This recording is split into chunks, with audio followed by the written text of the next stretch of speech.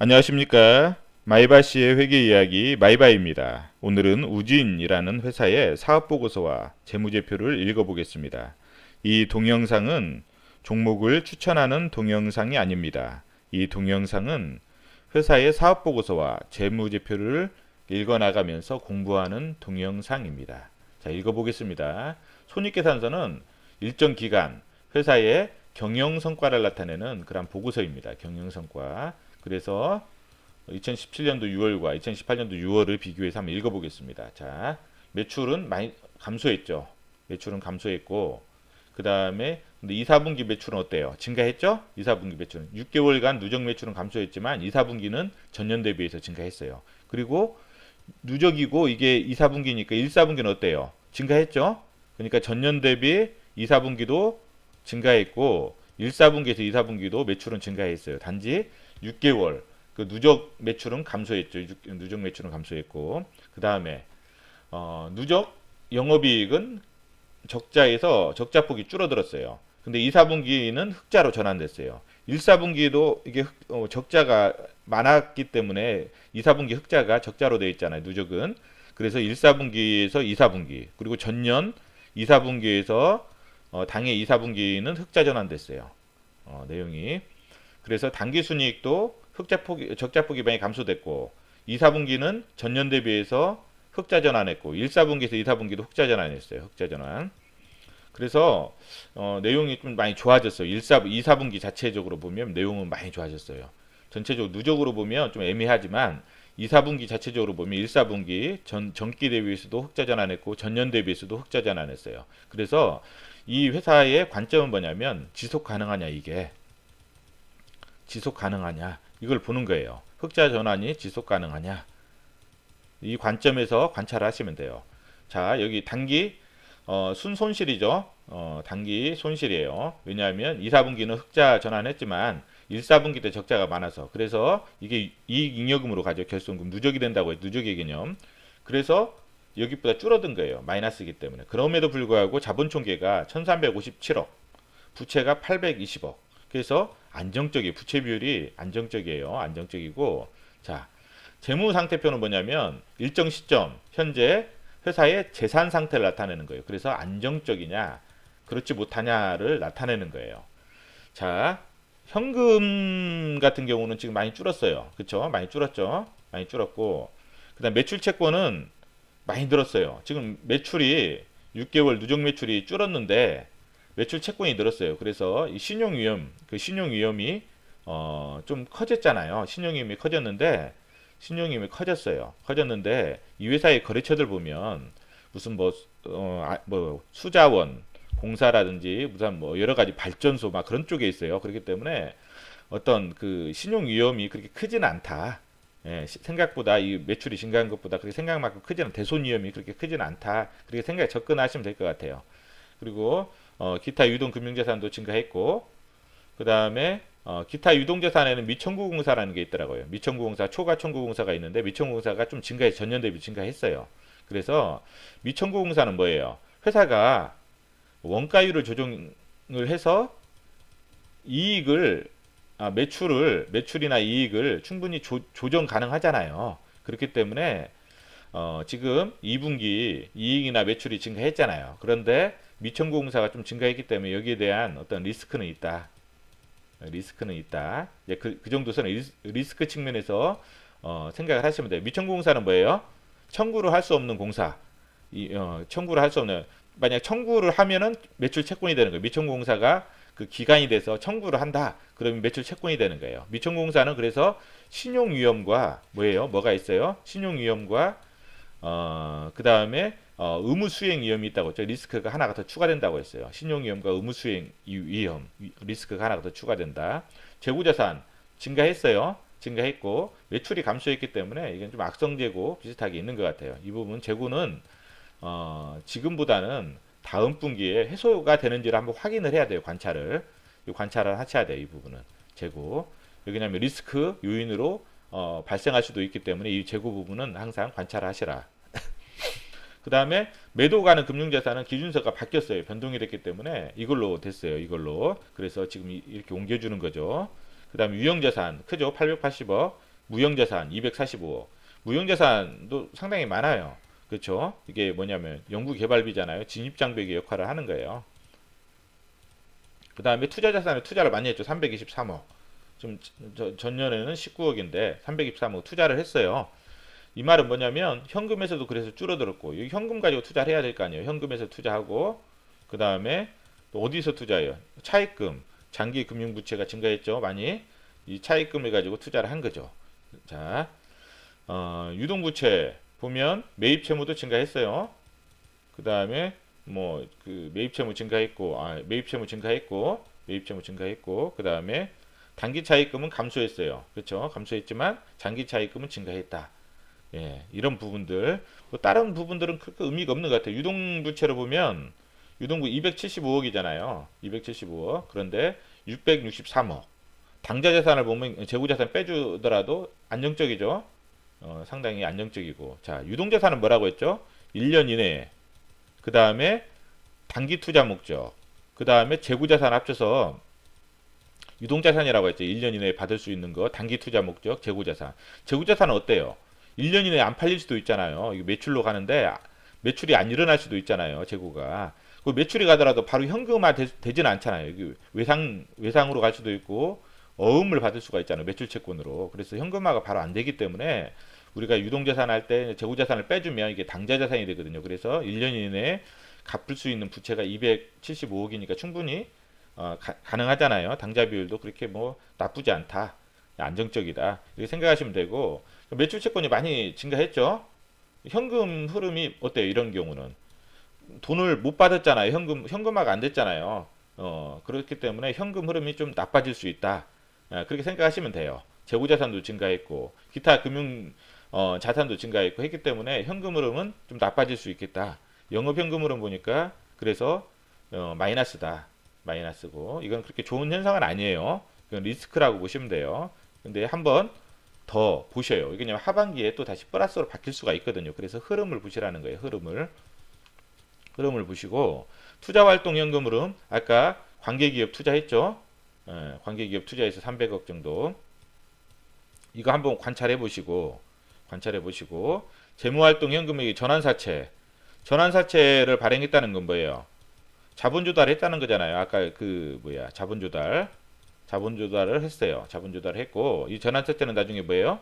전환권 조정이 될 수가 있어요. 전환 가액 조정이 될 수가 있기 때문에 주가가 정체가 될 수도 있다는 거예요. 그 리스크를 한번 검토를 해보시라는 거예요. 이런 부분들 검토해 보시고 한번 여기까지 한번 볼게요. 여기까지 보면 매출 추이를 한번 볼게요. 매출 추이를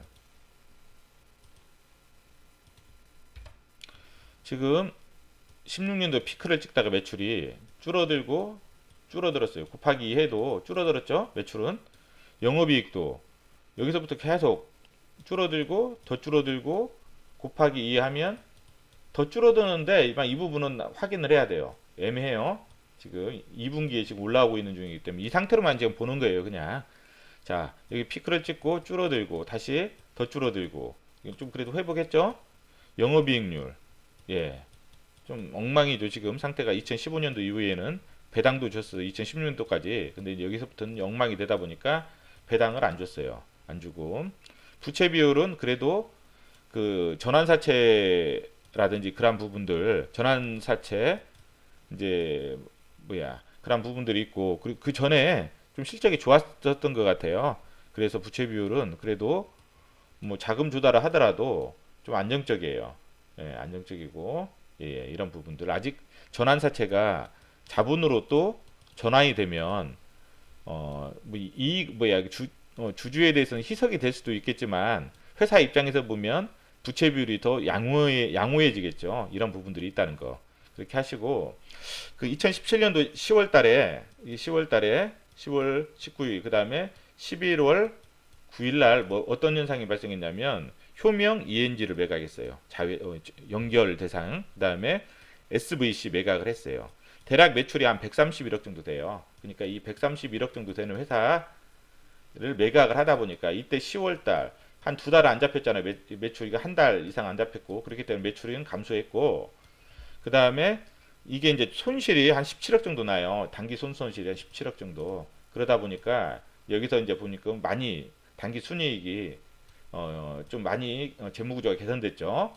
대신에 매출은 많이 줄었어요. 한 131억 정도 나기 때문에 한 11로 4분기로 나눠보면 한 달에 4, 30이 한 30억 정도 나잖아요. 30에도 한 30억 넘게 32억 정도 33억 정도 나는데 그게 줄었으니까 그래서 33억 정도 하면 그래도 양호하잖아요. 예. 이제 그런 부분이기 때문에 33억이니까 곱하기 60 한 6억 정도 하면 한 500, 한 8억 정도 되니까 곱하기 2 하면 한 1000억대가 되니까 그래도 뭐 그렇게까지 줄어들지는 않았어요. 예. 물론 줄어들었지만은 예. 이런 부분이 있다는 거. 그래서 2분기 보면 여기 보면 여기 적자로 갔다가 여기서부터 이제 피크를 찍었다가 예, 이렇게 갔다가 이게 팔았죠. 팔았고 이제 여기서부터 이제 본격적으로 영업이익이 발생하고 그 다음에 단기순이익도 발생하고 영업이익률도 회복이 됐어요. 4.2% 제일 크잖아요. 지금 여기서 영업이익률이 제일 커요. 지금 제일 크고 그 다음 순이익률은 7.83. 예. 지금 여기서 이제 여기서부터 그 아까 적자된 부실 종속회사를 이제 매각을 하면서 재무 구조가 좋아졌어요. 매출은 물론 떨어졌어요. 매출은 떨어졌지만 그래도 그럼에도 불구하고 2분기 매출이 전년 대비해서 많이 증가했죠. 그렇기 때문에 이게 지속 가능하냐 이 부분 한번 확인하셔야 돼요. 지속 가능하냐 3분기에도 계속 가능하냐 이 부분 확인하시면 좀 양호하게 좀 나오면 상당히 좋은 현상이 나올 것 같아요. 이 회사는 왜냐하면 그 전에 그냥 부실 종속회사를 떨었기 때문에 재무구조는 좋아질 것 같아요. 그리고 관찰 항목은 다 끝난 다음에 한번 해볼게요.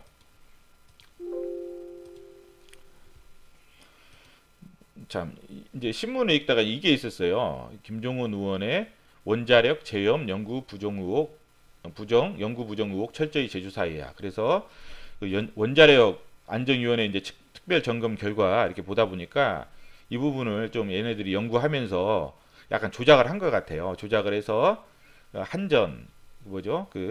한전 기술에 좀 넘겼는데 그 한전 기술이 이러한 기술을 이전한 한전 기술이 일본 수출에 세 차례나 탈락을 했어요. 제염 쪽에서. 예, 그래서 제염 쪽과 관련된 회사가 뭔가 없을까?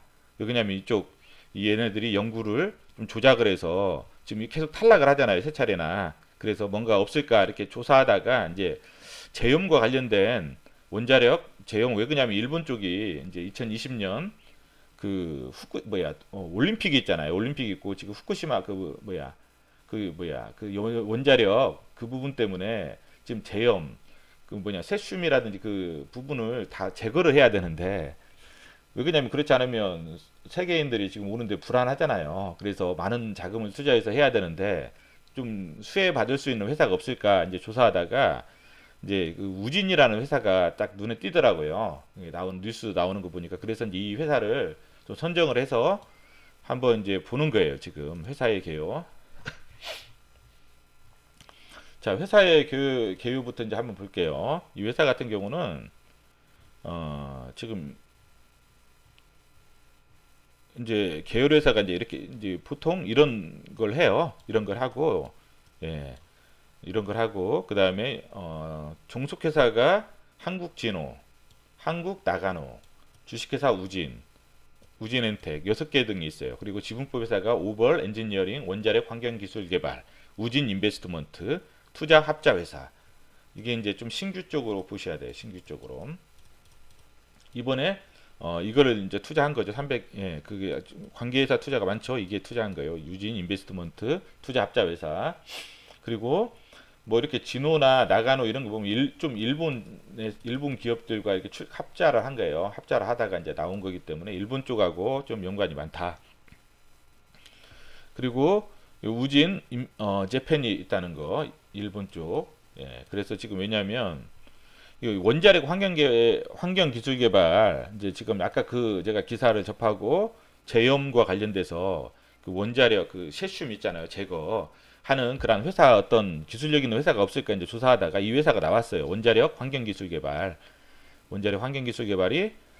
일본에 그 제염과 관련 특허를 냈더라고요. 우리나라에도 그렇고. 그리고 이동형 제염 설비를 개발을 했어요. 이미 개발을 하고 특허를 냈는데, 이게 뭐냐면 세슘을 제거하는 거예요. 이게 제거가 쉽지 않아요. 원자력 같은 경우 제거가, 방사선 있잖아요. 그런 거 제거가 쉽지 않고, 그래서 이제 6월에 테스트를 완료했어요. 테스트를 완료했고, 지금 이제 일본에 이제 지금 어떤 일본에 이제 그 시제품을 만드는 중이에요. 일본에다가 이제 수출하려고 시품을 만들고, 1월 달에 일본에서 실증을 해요. 이 부분을 실증을 해서, 만약 이게 통과가 된다면 이 회사는 이게 신규 쪽으로 이게 엄청난 하나의 시장을 형성하는 거거든요. 이게 보통 이동식 같은 경우는 생각을 해보셔요. 지금 현재는 이동식이 없어요. 이게 제염 설비 자체가 없어요.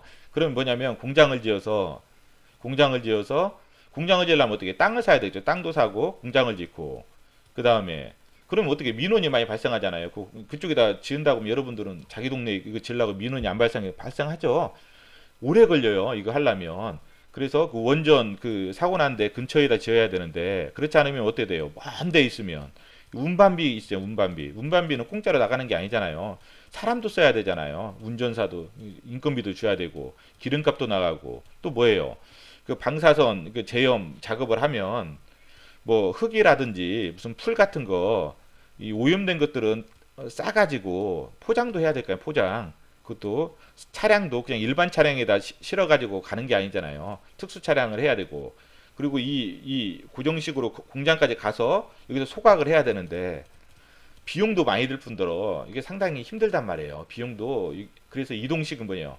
포터블은 이동하면서 그냥 거기서 세슘을 없애버리는 거예요. 세슘을 제염을 하는 거예요. 제염 없애버리면 뭐냐면, 이게 지정 폐기물이잖아요. 이게 원전 방사능으로 된 폐기물은 지정 폐기물이라고요. 그래서 이건 비용이 많이 들지만, 여기 세슘만 제거하면 뭐냐면 일반 폐기물이 된다고요. 그냥 일반 폐기물은 쉽잖아요. 90% 가까이 일반 폐기물로 전환되고, 나머지 10%만 지정 폐기물로 된다면, 이게 막 지금 쌓여 있나 봐, 일본에. 그러니까 9조 정도 비용이 든다고 하대. 9조 이거 하려면. 근데 이거 하면은 엄청나기 때문에 이 비용이 한 20억 정도예요. 한 기계가 20억 정도인데, 한 100대 정도만 팔도 2천억이잖아요.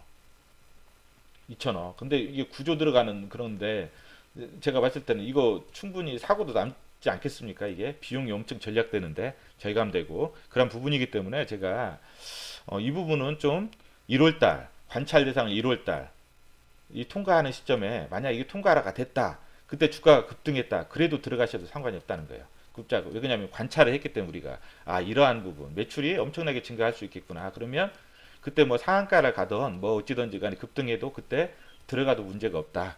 이제 그런 거예요. 근데 관찰 안 하고 있으면 급등하면 너무 고평가됐네 이렇게 생각할 수가 있잖아요. 그래서 이러한 부분들. 그리고 이 회사가 이제 신규로 하는 게 이 제염 사업하고 원자로 폐로 사업이에요. 폐로. 원자로 있으면 이거 원자료를 폐로 하는 게 엄청나게 어렵잖아요. 어려운 게 이 폐로 사업을 또 하는 거예요. 지금 이 부분에 대해서. 그래서 폐로 사업을 하기 위해서는 좀 그 시공 능력이 있어야 해요. 건설 능력. 그래서 지금 우진 인베스트먼트 사부 투자 합자 회사를 통해서 삼부 토건을 지금 인수 과정에 있어요. 그래서 지금 삼부 토건 들어가 보면, 여기 보면 우진 인베스트먼트 사무 합자 회사 이게 있거든요. 이 회사로부터 아마 나중에 지분까지 다 넘겨받을 것 같아요. 그래서 지금 소송도 하고 있어요. 지금 지분 그 삼부 토건 노조하고 지분권 분쟁 소송을 하고 있어요. 여러 가지 그런 부분들이 있다는 거. 그래서 이제 그런 부분들 관찰하시라는 거예요. 지금. 그래서 제가 이제 저는 이제 이 제염 설비 때문에, 아까 그 기사, 이 기사를 통해서 이 설비 때문에, 왜 그러냐면 제가 봤을 때 일본 쪽에서는 한전은 제가 봤을 때 힘들 것 같고, 한전 기술은 이 회사가 가능하지 않을까 싶어요. 일본도 이 설비 자체가 없어요. 이 다 고정식으로 있는 거기 때문에, 이 부분 아까 설명드렸잖아요. 비용도 많이 들고, 나중에 뭐 이렇게 지으려면 민원도 많이 들어오고 이런 거기 때문에 충분히 승산이 있다. 그래서 1월 달에 한번 지켜보시라. 1월 달까지.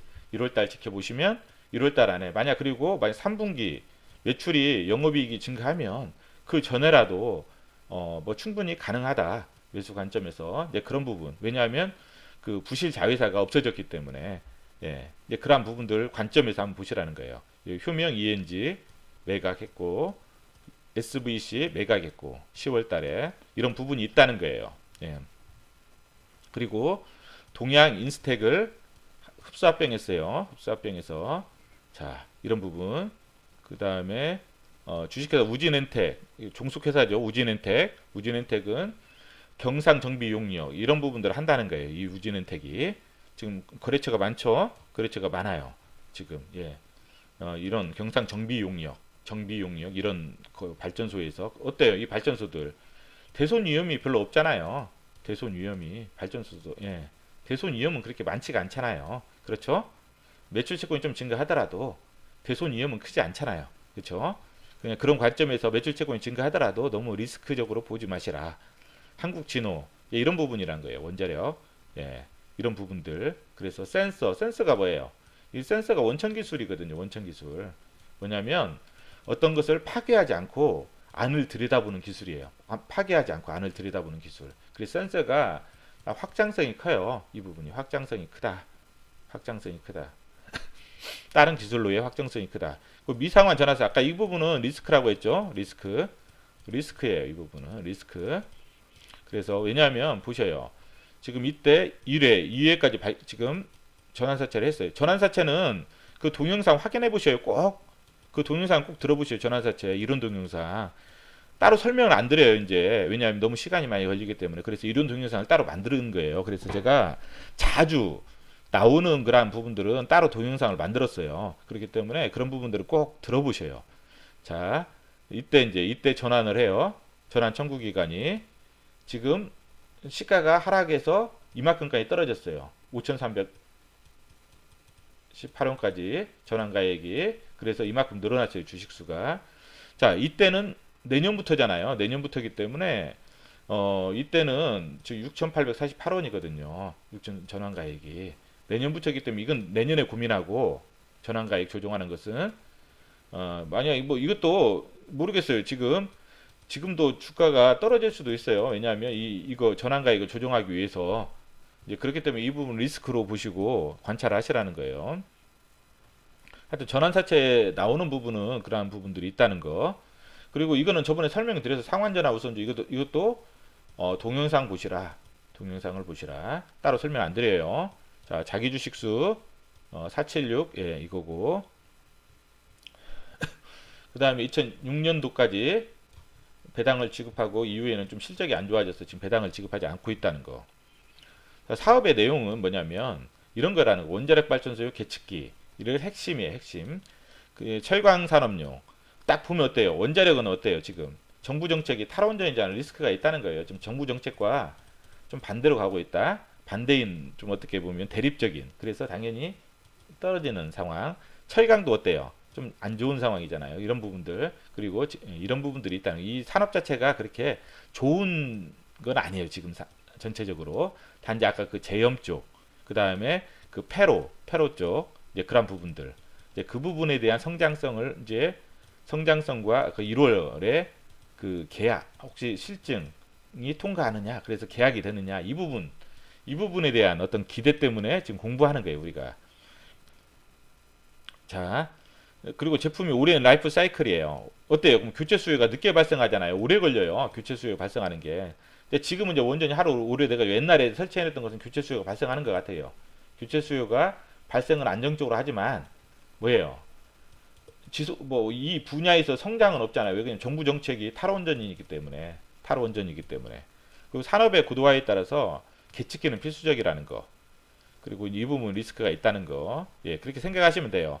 여기는 뭐 이렇게 좀 좋은 말이 써 있잖아요. 그런데 우리가 꼭 이거는 항상 긍정적인 말이 있지만 그 안에서 우리는 또 부정적인 부분도 발견해야 되니까. 그리고 이거 포스코 현대제철 사업보고서 확인해 보세요.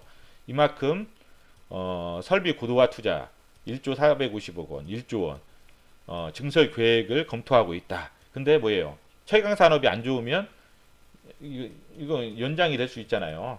검토만 하고 있고 실제로 아직 일어나지 않잖아요. 그렇죠. 이런 부분들 사업보고서 발견하셔가지고 실제로 이런 투자들이 이제 집행이 되면 어때요? 이 회사는 당연히 전방산업이 좋아지면 매출이 증가할 수 있잖아요. 그래서 이 회사는 그 탈원전, 그 원전 쪽도 봐야 되고 철강 쪽, 포스코나 현대제철 사업 보고서를 한 번씩 읽어보셔야 돼요. 다 읽을 필요 없이 그 설비 투자 부분만 한번 읽어보시면 돼요. 설비 투자 부분, 집행 뭐 예산이라든지 그런 부분들, 그런 부분 읽어보시면 돼요. 그래서 이 부분이 좋으면 당연히 이 회사는 전방 산업이 좋아지면 좋아지는 거 아니에요. 그래서 이 부분 한번 검토해 보시라. 유량 계측 시스템, 석유잖아요. 유량, 석유의 오예요. 유량. 예, 측정 장소가 많아지고 정확한 유량 측정. 그래서 이런 부분 계측. 신소재는 뭐냐면 이런 부분들 한번 읽어보시죠. 저도 모르겠어요. 정확한 내용은 모르기 때문에 읽어보고 좀 이해가 안 되는 부분들이 많아요. 저도 그냥 용어 자체 뭐 기술을 모르기 때문에 대신에 한번 읽어보세요. 읽어보시고 우리가 뭐 이거 뭐 잘 안다고 해서 투자를 잘하고 그러지는 않아요. 전체적으로. 그렇지만은 그래도 어느 정도는 좀 알고 계시는 게 좋아요. 알고 계시는 게. 회사의 현황 딱 보면 이제 기존 원전에서 교체 수요는 꾸준히 상황이에요. 그렇지만 확실한 성장 그건 아니에요. 그렇죠? 2분기에는 좀 이 부분이 좀 상향을 했어요. 2분기에는 1분기에는 좀 안 좋았지만 자 그리고 탈원전이라는 거 그 철강 어때요? 전방산업 확인해야 된다는 거 투자를 연기하잖아요. 지금 그쵸? 또 취소 그렇죠? 이 부분 확인을 해야 돼요. 그래서 우리가 확인하고 사업보고서 확인하고 포스코하고 현대제철 그 다음에 설비 진단 산업은 뭐냐면 이거는 새로운 사업 분야로 확대한 거예요. 확장성이죠. 철강 산업에서 지금 안 좋으니까 회사가 뭐냐 자구책으로 발전 분야로 확장하는 거죠. 그래서 어떻게 보면 산업이 안 좋을 때는 회사가 버티면서 새로운 확장하면 나중에 이 산업이 좋아지면 여기까지 같이 좋아지니까 뭐예요? 윈윈 효과가 되죠. 그래서 안 좋았을 때 회사가 어떻게 하느냐 그걸 잘 보셔야 돼요. 확장하죠. 자 이런 부분들 읽어보시고 신소재 사업들도 국산화했다는 거 지금 과거에는 거의 전량 수입했던 걸 국산화했다는 거. 그래서 이 회사가 이제 좀 많이 기술력은 있어요. 기술력은 있고 시장 점유율도 보면 독점, 교체용 예비품은 독점 공급, 주요 계측기도 독점 공급. 그 다음에 이런 뭐 CMS 시장 같은 60% 정도. 예. 딱 보면 마이너스 원자력 계측기, 원자력 쪽 반기 보시면 예, 줄었죠. 근데 이제 2분기는 좀 늘었어요. 2분기는 다음에 한번 밑에 나오는 거 한번 볼게요. 자 보면 반기는 영업이익도 마찬가지고 좀 많이 이렇게 줄었어요. 이것만 좀 늘고 예. 적자폭이 감소됐잖아요. 그쵸? 이런 부분도 확인해 보시고 지역별로도 한국은 좀 많이 줄었죠. 베트남하고 사우디는 늘었는데 기타 국가도 줄었어요. 그쵸? 전반적으로 줄었어요. 수주 상황 이렇게 보면 158억 중에서 이 부분 그 다음에 물론 이제 부분 한번 확인해 보시고 그 다음에 이 부분 가동률 그 다음에 그 비용 계상한다 연구개발 비용 계상한다는 거 그거 확인해 보시고 그 다음에 잠깐만요.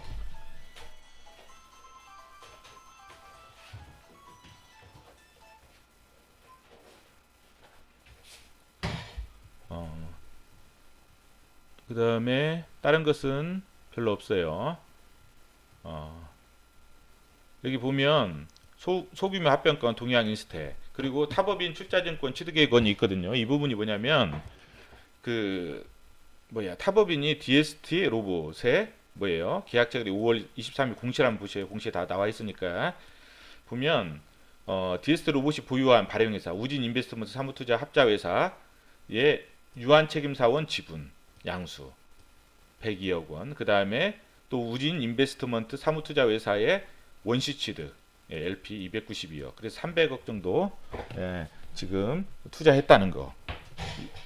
자, 이 합자회사는 뭐냐면 합자회사는 무한책임사원과 유한책임사원이 있어요. 무한책임사원과 유한책임사원이 있는데 무한책임사원은 보통 업무 수행을 해요. 업무 수행을 하고 유한책임사원은 자금을 대요. 자본. 그러면 유한책임사원은 그 출자한 그 범위 내에서 책임을 지는 거예요. 유한책임사원은 보통 이제 자금 출자하는 사람을 LP라고 하고 자금 조달하는 사람을 LP라고 하고 업무 수행하는 그 회사를 GP라고 해요. GP. 예. GP라고 하는데 이 용어들이 있다는 거 정도 알아두시고 이런 부분이에요. 이게 뭐냐면 삼부토건 아까 여기 보셨죠? 이 부분 삼부토건 지금 이게 최대 주주고 아마 이제 인수하려고 하는 것 같아요. 삼부토건을 우진이 왜냐하면 아까 그 원자로 폐로 사업 때문에 좀 기술력 공사 능력이 좀 있어야 되거든요. 그래서 이제 그 부분 때문에 보시고 매출은 계측 제어기가 10% 증가하고 나머지는 전부 다 떨어졌다는 거 보셔요. 한번 읽어보시고 그 다음에 한번 주석상들 중요한 상들 위주로 한번 보겠습니다. 여기 보면 됐고 여기 보면 아까 봤죠 SVC 효명 ENG 보면 여기 보면 매출이 반기가 50억 넘잖아요. 환산한 131억 적자 이 회사를 갖다가 어때요? 매각을 했기 때문에 이게 적자가 이제 감소가 될 수밖에 없어요. 이제 하반기에는 그리고 여기 우리가 저번에 이거 연결 동영상 보면 그 이론 동영상 보면 우리가 연결 대상 할 때 이 부분 설명드렸습니다. 주주 간 약정에 의해 50%가 안 돼, 50%가 원래 초과를 해야 힘이 있다고 했잖아. 50%를 초과라는 것은 뭐예요? 50%보다도 플러스 한 주 이상이 돼야 돼요. 한 주 이상. 근데 50%잖아요. 딱 50%. 그러면 주주 간 약정에 의하면 지배력이 있는 것으로 판단한다. 주주 간 약정에 의해서 뭐예요? 이사회에 뭐 그 과반수 이상 이사를 그 선임할 수 있는 능력이 있으면 어때요? 연결 대상이 된다고 했잖아요. 이 부분 한번 확인해 보시고 이런 동영상 한번 보셔요. 그 부분. 자,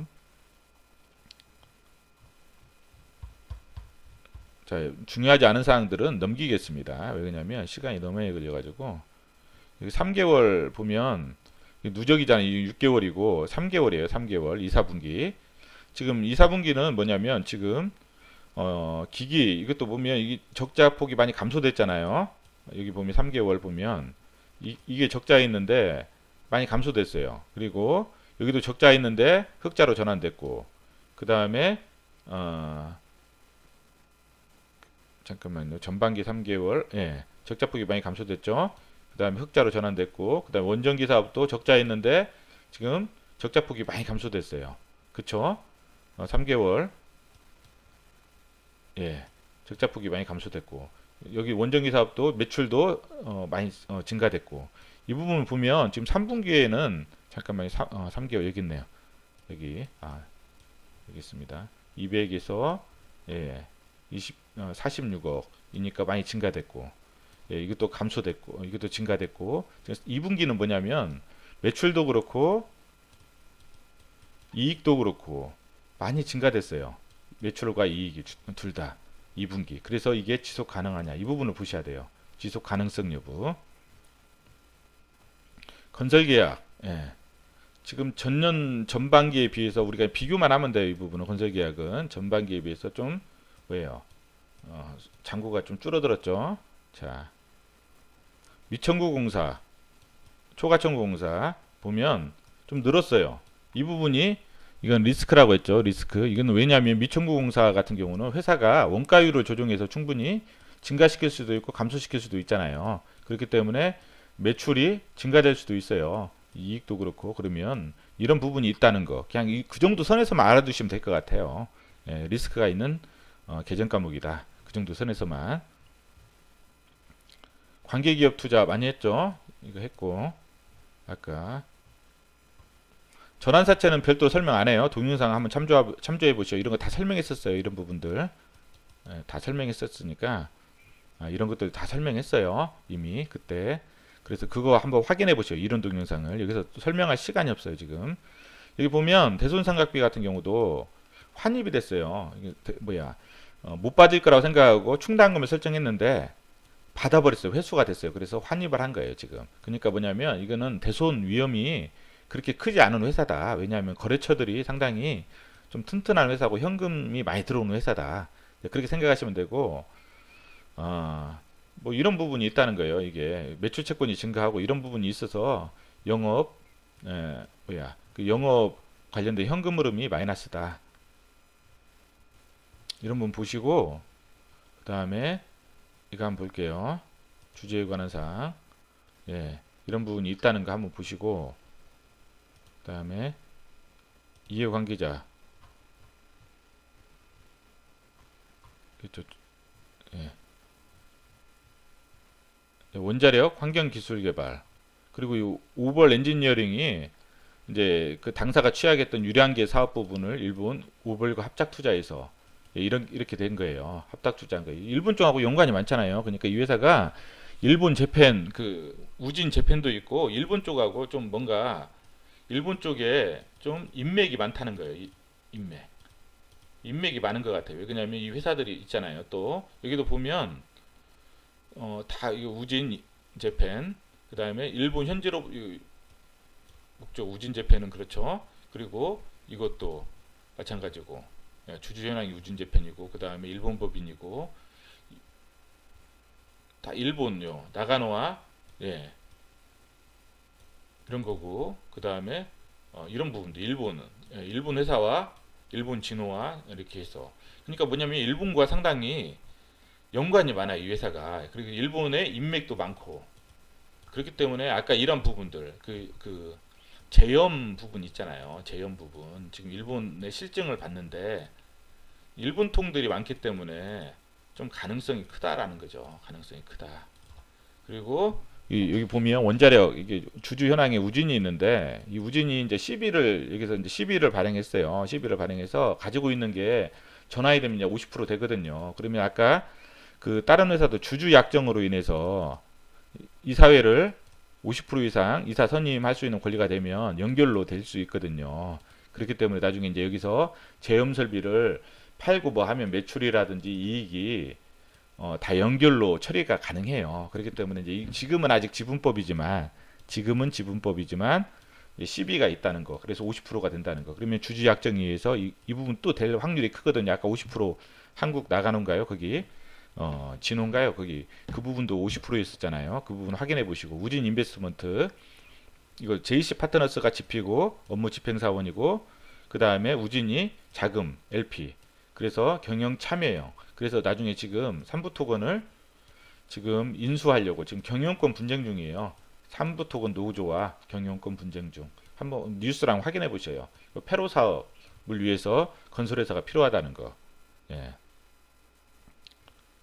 그 정도 선에서 아시면 될 것 같아요. 여기는. 그리고 하나 더 아셔야 될 게 뭐냐면 여기가 지금 소송이 있어요. 소송건이 하나 우발채무.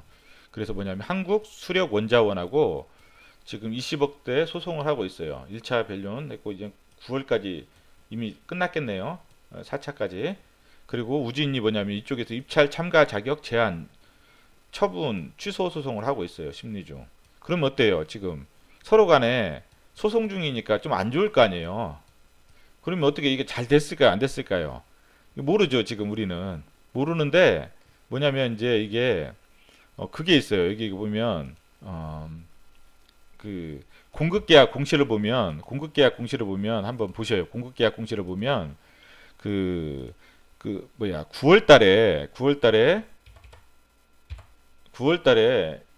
12일 날 잠깐만요. 예.